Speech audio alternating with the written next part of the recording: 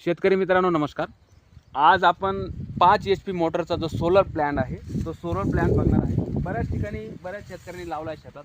तर ह्या जेवढ्या प्लेट दिसत आहे साधारणतः ह्या प्लेट अशा 5 HP मोटरसाठी वापरले जातात आणि याच्यासाठी तुम्हाला लाईटची गरज नाही. फक्त ऊन चांगलं असलं तर बस उन्हाची वरती. आणि हे बघा खालून ह्या साईडनं असं याला फिट केलेलं असतं कॉन्क्रीटमध्ये. असं फिट केल्यानंतर हे त्याचं खाली जे युनिट आहे, हे जे युनिट आहे ह्या युनिटवरनं सगळ्या सेटिंग्स आहेत. तुम्ही टायमर बी लावू शकता आणि इथं किती विजेचं कन्झम्पशन आणि इथून तुमचं सोलर प्लॅन ऑपरेट होतं.